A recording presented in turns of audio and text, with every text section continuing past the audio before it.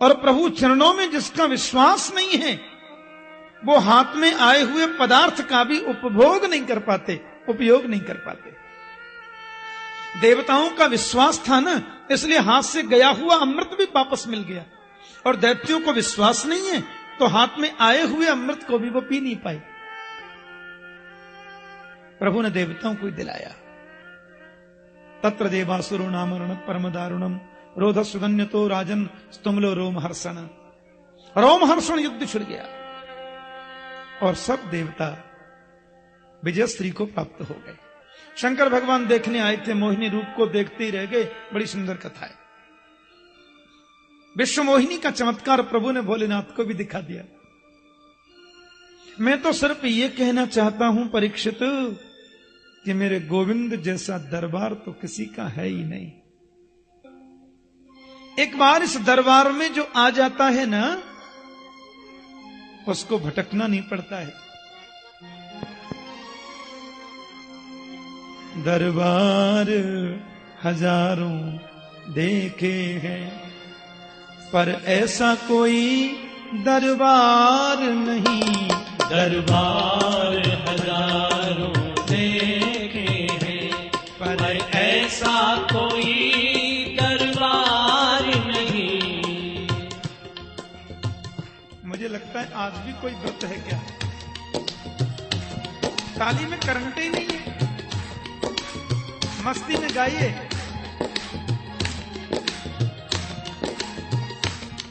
भाव से गाएं।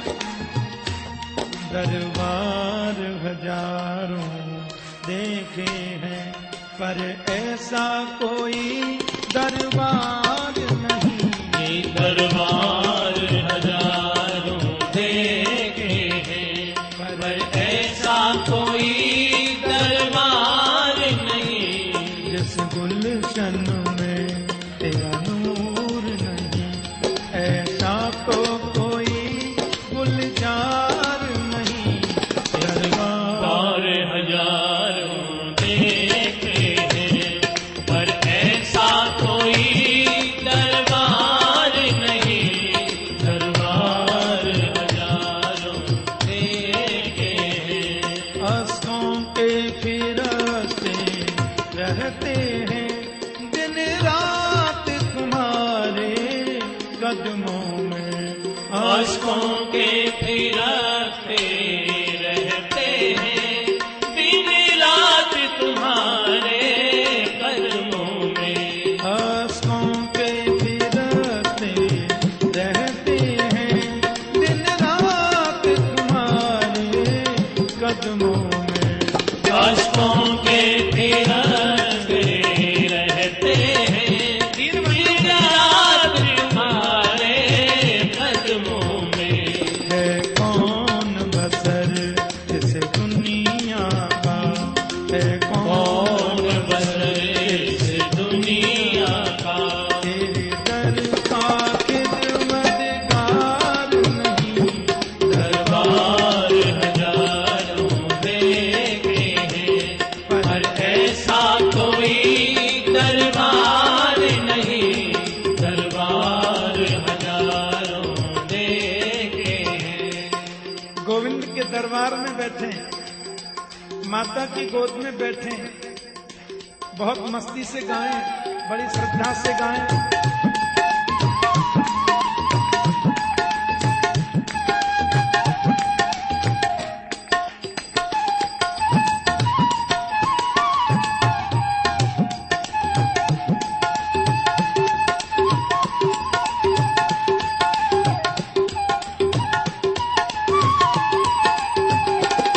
वह नेत्र नहीं मोर पंख है बस, जिनसे प्रभु का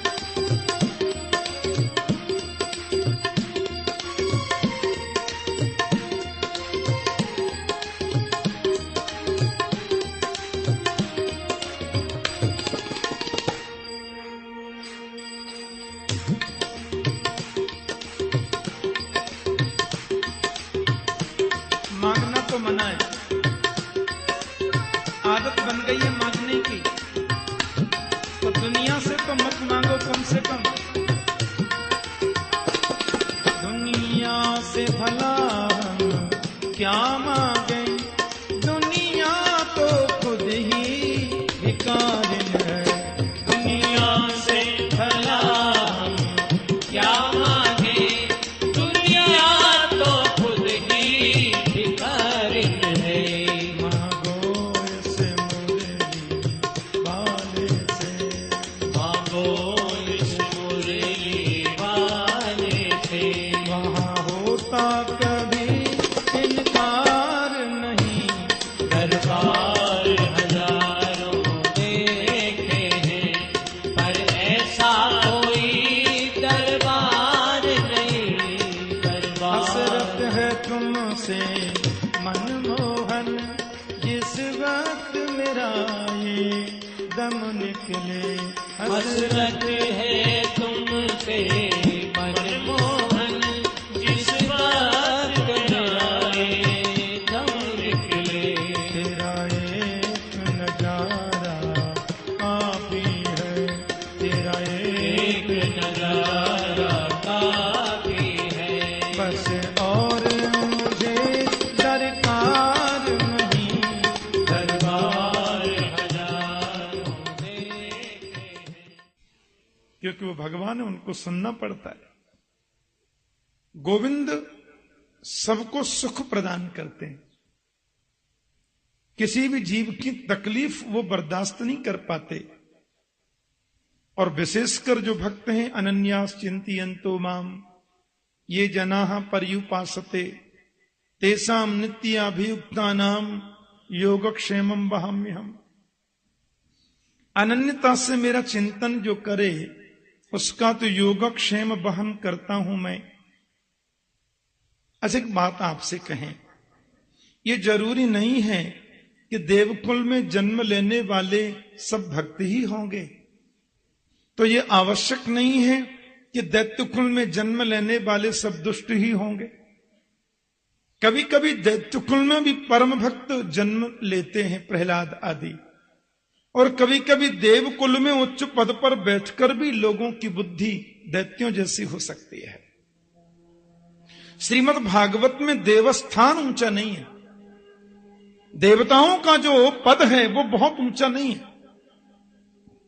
भागवत के अनुसार तो देव होना बड़ी बात नहीं है, भक्त होना बड़ी बात है। बोलो जय श्री कृष्ण। हाँ, अब राजा बलि जो है ये प्रहलाद के पौत्र हैं। गुरु जी से बोले, महाराज अब वो तो अमृत पान कर चुके, अब क्या किया जा सकता है? बोले, अमृत पान करने वालों को भी परास्त तो कर ही सकते हैं, मार नहीं सकते। और उसके लिए तो गुरु सेवा, गौ सेवा आदि आवश्यक है। राजा बलि ने बड़ी निष्ठा से गुरुदेव आचार्य के आदेश का पालन किया। और धीरे धीरे अवसर देखकर शुक्राचार्य ने बोल दिया कि स्वर्ग पर चढ़ाई कर दो, मेरा आशीर्वाद है। राजा बलि ने स्वर्ग पर चढ़ाई कर दी, और केवल स्वर्ग नहीं, त्रिलोकी को अपने कब्जे में ले लिया। तीनों लोकों के सम्राट बन गए महात्मा बलि। एक बात कहूं, पुत्र के जीवन में यदि कोई संकट आता है तो सबसे ज्यादा कष्ट मां को होता है। मां का हृदय एकदम व्याकुल हो जाता है। और देवताओं की माता अदिति कहां जाएं? अपने पति कश्यप के चरणों में वंदन करने लगी। कश्यप जी क्या है, देवता और दैत्य दोनों के पिताजी हैं। देवता और दैत्यों की माताजी दो हैं, लेकिन पिताजी एक ही है। तो कभी चले जाते हैं 2-4 बरस में तपस्या से, फिर लौट के आए, फिर कुशल क्षेम पूछ लिया। कश्यप ने देखा कि अदिति आजकल चिंतित हैं। देखो, जिनको रोज मंदिर जाने की आदत होती है ना, वो एक दिन नहीं जा पावे तो उनको बड़ा टेंशन हो जाता है। सन 78 में जब वृंदावन में बाढ़ आई थी ना, यमुना जी के जल में बहुत बड़ी बाढ़ आई थी।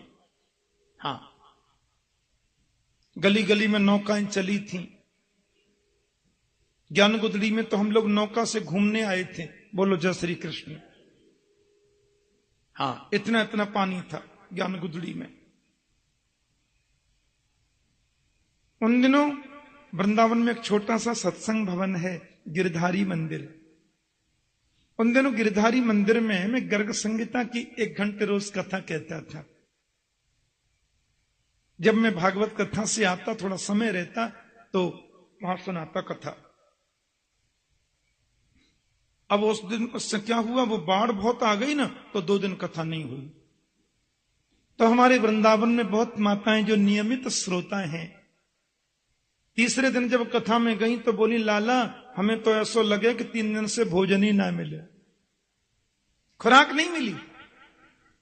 रोज जिनको सत्संग की चाह लग जाए, चस्का लग जाए, एक दिन न मिले तो उनको अच्छा नहीं लगता।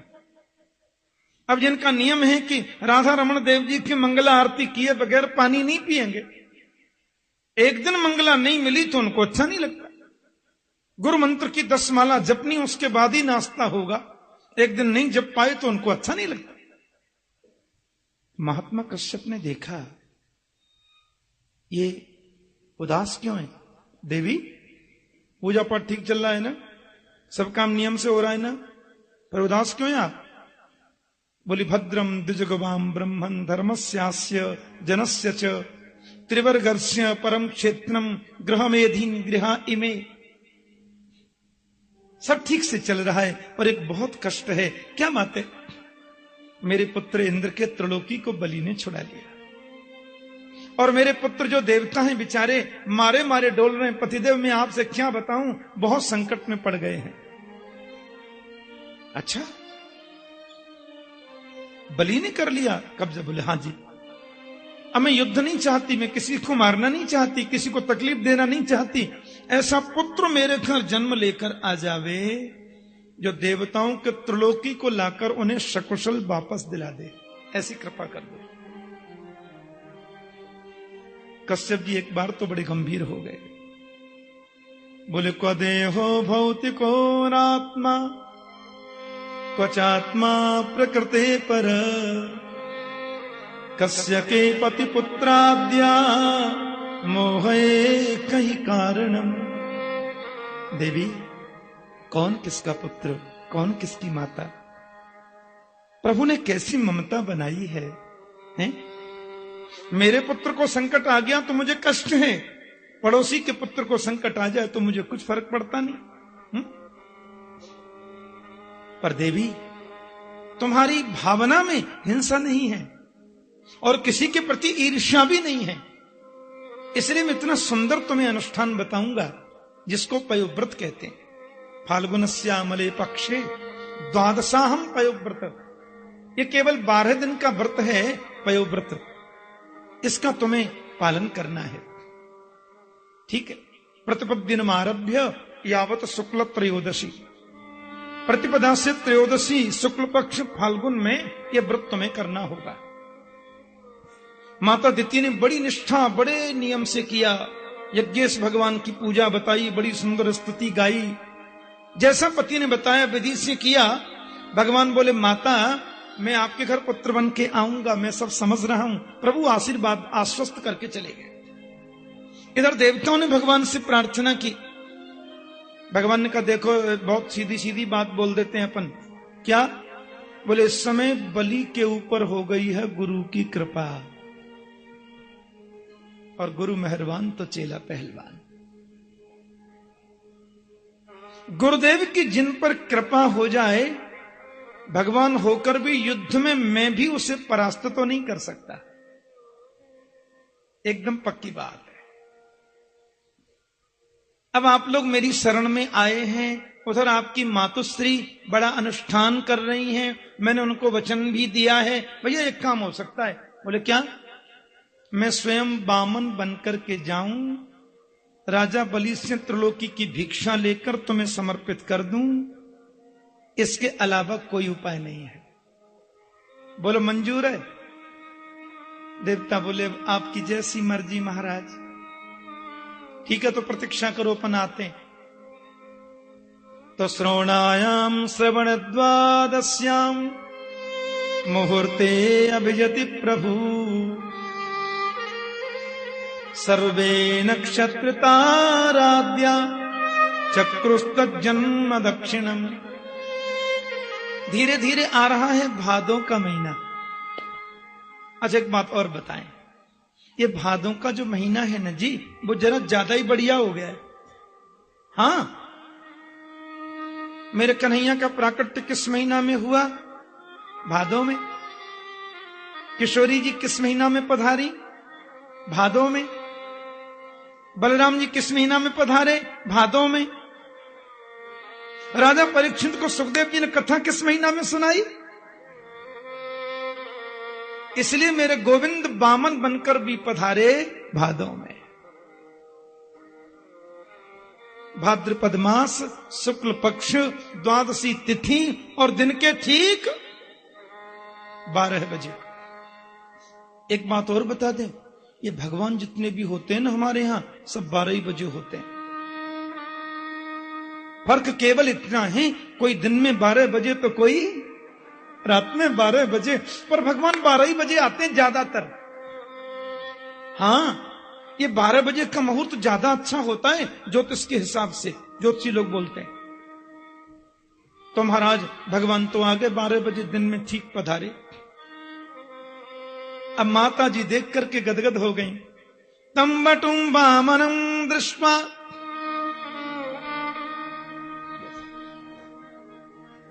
मोदमाना महर्षय कर्माणि कारयामासु पुरस्कृत्य प्रजापतिम। मेरे वामन भगवान को देखकर के सब देवताओं के मन में बड़ी प्रसन्नता हुई, बड़े आनंदित हुए, सब लोग बड़े आह्लादित हुए। छोटे छोटे चरण हैं, छोटे छोटे हाथ हैं, बटुआ सा मुंह है। हमारे ब्रज में जो बहुत सुंदर बच्चा होता है ना, माताएं उसको ऐसा ही बोलती हैं, ये बहना देखो तो सही कितना सुंदर है, बटुआ से मुंह को। ऐसा बोलती, बहुत सुंदर है, मोती जैसे दांत, बिंबापल जैसे ओष्ठ, शंख जैसी ग्रीवा, बड़ी सुंदर कमल नेत्र। सुंदर है वामन भगवान, पर हैं टोटल 52 अंगुल के, 3.5 बिलांत के। अब उनको देखकर के सब देवता दौड़े, महाराज सपत्नीक पधारे, सबने पूजा करी। और सबसे पहले क्या हुआ, श्री बृहस्पति जी महाराज आए।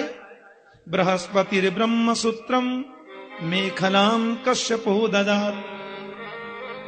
ऋषि बृहस्पति जी ने वामन भगवान को पहले धारण कराया जनेऊ। बृहस्पति ब्रह्म सूत्रम, उन्होंने जनेऊ धारण करा दिया। माता ने कौपीनाथ छादनम, माता मैया बोली नंगा ही खड़ा है बेटा, इसको मैं कम से कम कौपीन तो पहनाऊं। सो माता ने कौपीन धारण करा दी। देव छत्रम जगत पते, दिशाओं ने वामन भगवान को छत्र समर्पित कर दिया। और कमंडलुम वेद गर्भ कुशान सप्तर्षियो ददो, वामन भगवान को ब्रह्मा ने कमंडल दिया। और ये सप्तर्षि लोग हैं ना, उन्होंने वामन प्रभु को भजन करने को कुशाका आसन दे दिया। हाँ, अब देखो माला भी तो चाहिए, तो कहते हैं अक्षमाला महाराज सरस्वती आत्मा, देवी सरस्वती मां पधारी। उन्होंने वामन भगवान को रुद्राक्षमाला दे दी, अक्षमाला प्रदान कर दी।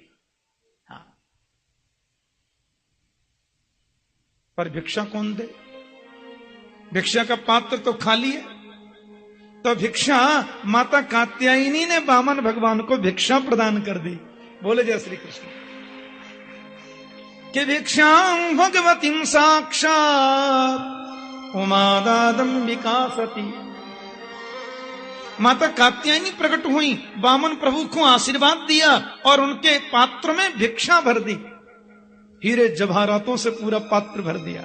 आहा, अन्नपूर्णा देवी के रूप में आकर के मां कात्यायनी ने उनको भोजन प्रसाद की व्यवस्था करी। इस प्रकार से सब हुआ। और बिल्कुल आधा मिनट में आकर के पंडित जी ने पूजा करवा दी। आधे से पौन मिनट भी लगे तो नहीं हो सकती। बोलो जय श्री कृष्ण। और मौन कराई, क्योंकि वो जब मंत्र बोलते हैं तो मुझे डर लगने लग जाता है। बोलो जय श्री कृष्ण। इसलिए उन्होंने मौन रूप से तुरंत पूजा करा दी। वामन भगवान गोपाल जी एक ही बात है, और महाराज देवताओं के मन में बड़ी प्रसन्नता हो गई। मतवारी जा की चाल मेरो यशोदा को लाल, मतवारिया की चाल मेरो यशोदा को लाल, मतवारी जा की चाल मेरो यशोदा को लाल, मतवारिया की चाल मेरो यशोदा को लाल, जाके घूंगर वाले बाल मेरो यशोदा को लाल, जाके घूंगर वाले बाल मेरो यशोदा को लाल, जाके घूंगर वाले बाल मेरो यशोदा को लाल, जाके घूंगर वाले बाल मेरो यशोदा को लाल, जाके ओठ लाल लाल मेरो यशोदा को लाल, जाके होठ लाल लाल मेरो यशोदा को लाल, मतवारी जा की चाल मेरो यशोदा को लाल, मतवारिया की चाल मेरो यशोदा को लाल, मतवारी जा की चाल मेरो यशोदा को लाल, मतवारिया की चाल मेरो यशोदा को लाल, संग खेले ग्वाल वाल मेरो नंद जी को लाल, संग खेले ग्वाल वाल मेरो नंद जी को लाल, संग खेले ग्वाल वाल मेरो नंद जी को लाल, संग खेले ग्वाल वाल मेरो नंद जी को लाल, मतवारी जा की चाल मेरो यशोदा को लाल, मतवारिया की चाल मेरो यशोदा को लाल, मतवारी जा की चाल मेरो यशोदा को लाल, मतवारिया की चाल मेरो यशोदा को लाल, मतवारी जा की चाल मेरो यशोदा को लाल, मतवारिया की चाल मेरो यशोदा को लाल, जाके घूंगर वाले बाल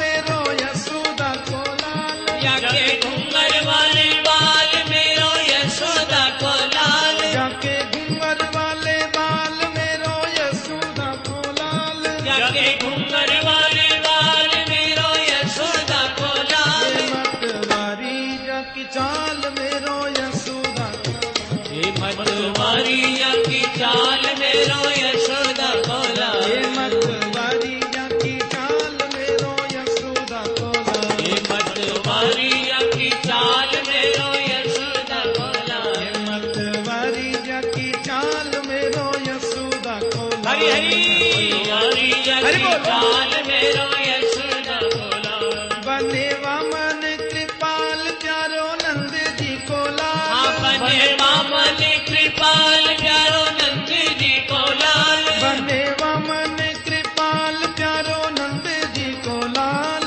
बने वामन कृपाल प्यारो नंद जी को लाल, मतवारिया की चाल मेरो यशोदा को लाल, ये मतवारिया की चाल मेरो यशोदा को लाल,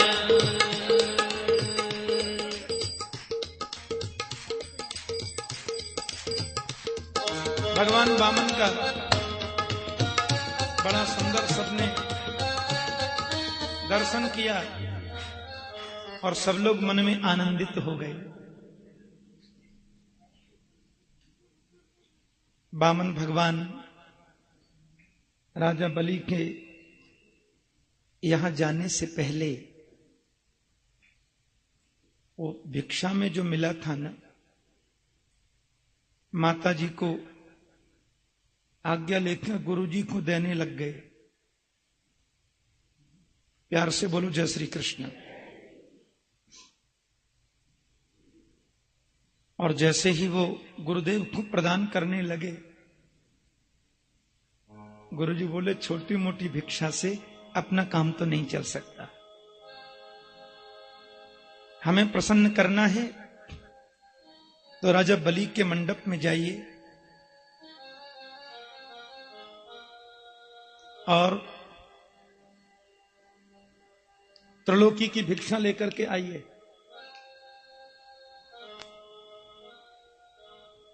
भगवान वामन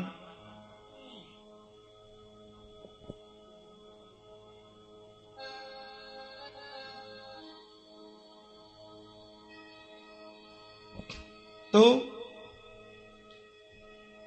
वामन भगवान राजा बलि के मंडप की ओर जा रहे हैं और कहते हैं गुरुदेव आपका आशीर्वाद है तो ये कार्य जरूर पूरा होगा। और वो सीधे बलि के मंडप की ओर जा रहे हैं। थोड़ा बिल्कुल ध्यान से सुनना।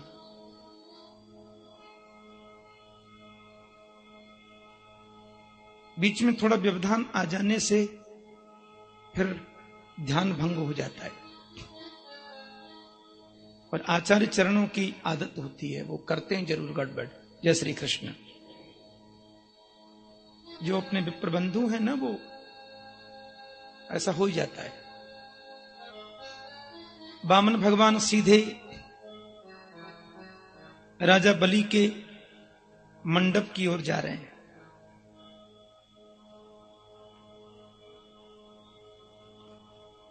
और बलि महाराज बड़े समाधिस्थ होकर के पूजा में लगे हैं।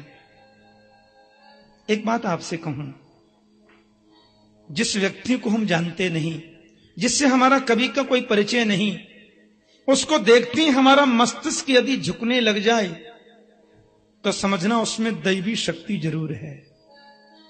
पक्की बात है, उसमें दैवी शक्ति जरूर है।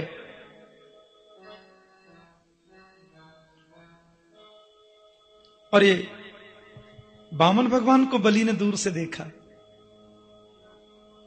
और गुरुदेव से बोले, गुरुजी मुझे ऐसा लगता है कि हमारे मंडप में साक्षात भगवान सूर्य नारायण आ रहे हैं क्या?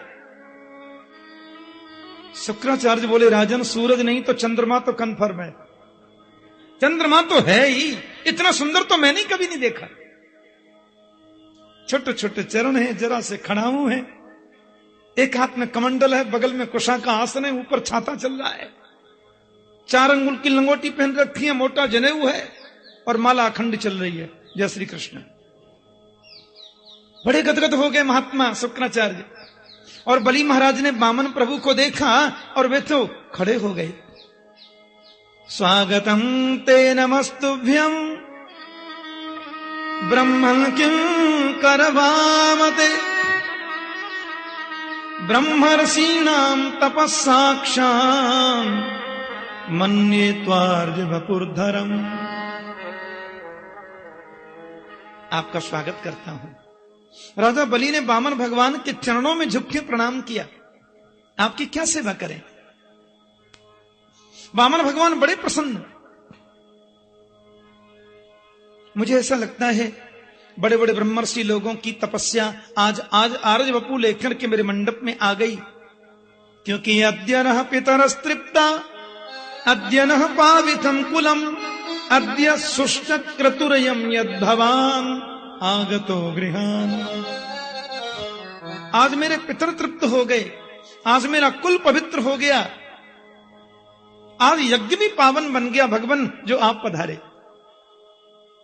प्रभु ने सोचा बहुत प्रसन्न है, बहुत खुश है। हाँ, आए तो थे त्रिलोकी को लेने। माला अखंड चल रही है। राजा बलि बोले, मेरा बहुत बड़ा सद्भाग्य, पूर्व जन्म के सुकृत उदय हो गए जो आप मेरे यहां पे पधारे हैं। अब आप अपने छोटे से मुख से आज्ञा कर दीजिए। पहले तो ये बताइए आप आए कहां से?